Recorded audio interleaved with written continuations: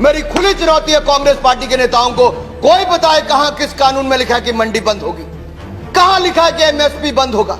है कोई कांग्रेस के नेता में दम या विपक्षी दल के नेता में दम जो बताए कि किसी कृषि कानून में कहीं पर भी लिखा है कि मंडी बंद होगी, एमएसपी बंद होगी। आपने कहा मंडियां, अनुराग जी ने कहा मंडियां खत्म नहीं हुई, सही बात है, मंडी इसमें कोई प्रावधान नहीं मंडी समाप्त करने का। 2 मंडियां बन गई हैं, एक निजी मंडी जिसमें टैक्स नहीं लगेगा और एक सरकारी मंडी जिसमें टैक्स लगता है।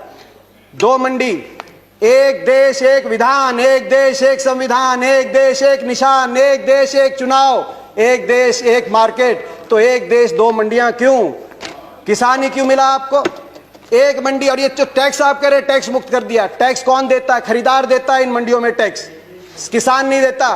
पंजाब में 6.5%, हरियाणा में 4% और सरकार को देता है। और हरियाणा पंजाब का ग्रामीण इंफ्रास्ट्रक्चर अच्छा क्यों है? हर गांव में अच्छी सड़कें क्यों हैं? क्योंकि ये जो टैक्स जाता है ग्रामीण इंफ्रास्ट्रक्चर और इन मंडियों के और किसानों के विकास के लिए इस टैक्स का इस्तेमाल होता है। इसीलिए आज पंजाब हरियाणा सबसे आगे। एमएसपी है, एमएसपी था, एमएसपी रहेगा। प्रधानमंत्री जी ने कहा एमएसपी थी, है और रहेगी। ठाकुर जी ने भी कहा कि कोई है किसमें दम जो बताए कि एमएसपी चली जाएगी। सही बात है, एमएसपी थी, है और रहेगी, मगर क्या एमएसपी सभी किसानों को मिलेगी और सभी फसलों पे मिलेगी? प्रश्न इस बात का उठता है। आप में दम है खड़े होकर आप कह दें कि एमएसपी मिलेगी हर किसान को देश में? आज भी शांता कुमार कमेटी बताती है कि मात्र 6% से 16% तक किसानों को एमएसपी मिलती है। बाकी देश में बहुत से ऐसे प्रदेश है जहां पे एमएसपी नहीं मिलती। आपको चाहिए तो यह था जो पंजाब, हरियाणा, पश्चिमी उत्तर प्रदेश में एमएसपी मिलती है वही एमएसपी बिहार में मिले, जहां धान 800 रुपए, 1000 रुपए में जा रहा है, 1800 रुपए में हमारे यहां धान मिल रहा है। आपको चाहिए था कि इसको वहां पे लेके जाएं, मगर आप वहां के किसान को की परिस्थिति हमारे यहां की करने की बजाय हरियाणा पंजाब के किसान की परिस्थिति उस तरह की करने की तरफ लेके जाए। इस देश में माननीय अध्यक्ष जी, दहेज का कानून, दहेज के खिलाफ कानून बने, ये इस देश में कभी किसी ने मांग नहीं की थी, फिर भी देश की प्रगति के लिए कानून बना था। माननीय अध्यक्ष जी, ट्रिपल तलाक, इसके खिलाफ कानून बने, ये किसी ने मांग नहीं की थी, लेकिन प्रगतिशील समाज के लिए आवश्यक है, इसलिए कानून हमने बनाए हैं। हमारे यहाँ बाल विवाह पर रोक, किसी ने मांग नहीं की थी कानून बनाओ, फिर भी कानून बने थे, क्योंकि प्रगतिशील समाज के लिए आवश्यक होता है। कहा गया कि बिन मांगे दिया गया, और बिन मांगे बहुत से कानून दिए गए थे। बाल कानून बिन मांगे दिया गया था, दहेज कानून, ट्रिपल तलाक बिन मांगे, कई बार अच्छे कानून बिन मांगे भी दिए जाते हैं। फर्क है उनमें और इसमें फर्क है। उनमें जिस वर्ग के लिए दिया गया वो वर्ग संघर्ष और आंदोलन के रास्ते पे नहीं आया। बाल कानून लागू हुआ तो दिल्ली को बच्चों ने नहीं घेरा बाल कानून वापस लिया जाए। दहेज का कानून आया तो महिलाएं धरने पे नहीं बैठी कि हमें दहेज देना है, मगर यहां जिस वर्ग के लिए आपने दिया वो वर्ग आज आपके दरवाजे पे आया, दिल्ली के आसपास लाखों की तादाद में बैठा है। हरियाणा सरकार का कॉन्ट्रैक्ट फार्मिंग एक्ट उठाइए, और वो तो हुड्डा जी के समय पारित हुआ था। हरियाणा के अंदर 2007 में हमने कॉन्ट्रैक्ट अमेंडमेंट लाए एपीएमसी के अंदर, निजी अलाउ किया निजी कंपनियों को, मगर साथ में कानून लिख दिया कि अगर कॉन्ट्रैक्ट एमएसपी से नीचे किया जाएगा तो गैर कानूनी होगा और कानूनी कार्रवाई होगी जो लोग इस तरह का कॉन्ट्रैक्ट करते हैं। आप कह रहे हैं ज्यादा मिलेगी तो आप कर दीजिए, ये कानूनी प्रावधान देने का आप काम करें।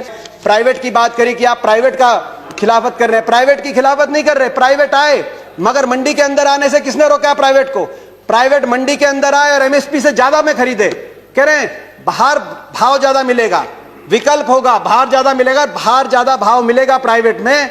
तो आपको यह कानून बनाने में क्यों आपत्ति है कि अगर एमएसपी से कम का कोई कॉन्ट्रैक्ट होगा तो वो कानूनी बाध्य, उस पर बाध्य होगा। कान खोलकर सुन लो, ये हुड्डा कमेटी की रिपोर्ट के कारण आए।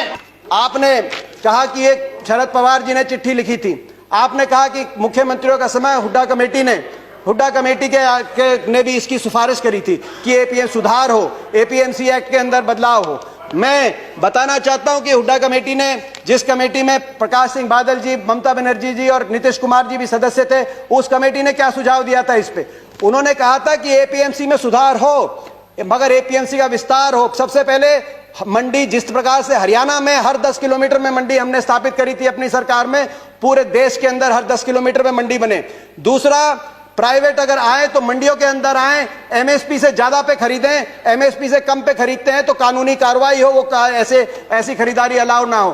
तीसरा, एमएसपी की कैलकुलेशन C2 के आधार पे हो, A2 कॉस्ट नहीं, C2 खर्चे के आधार पे एमएसपी कास्ट हो, जो आज किसानों की सबसे बड़ी मांग है।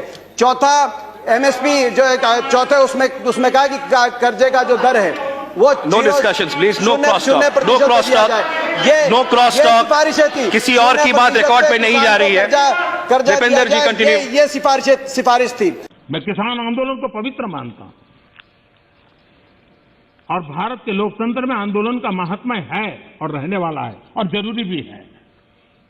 लेकिन जब आंदोलनजीवी पवित्र आंदोलन को अपने लाभ के लिए बर्बाद करने के लिए निकलते हैं तब क्या होता है?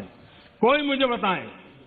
3 किसान कानून की बात हो और दंगाबाज लोग जो जेल में हैं, जो संप्रदायवादी लोग जो जेल में हैं, जो आतंकवादी लोग जेल में हैं, जो नक्सलवादी जेल में हैं, उनकी फोटो लेकर के उनकी मुक्ति की मांग करना, ये किसानों के आंदोलन को अपवित्र करने का प्रयास है कि नहीं?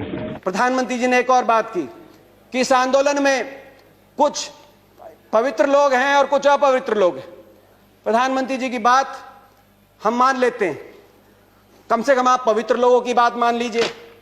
आंदोलन में जो पवित्र लोग हैं, अगर आंदोलनकारी पवित्र हैं, पवित्र भावना से अपने हक के लिए बैठे हैं, आप उनकी बात मांग लीजिए और इसकी शुरुआत आप दो कदम उठा के उसकी शुरुआत करिए।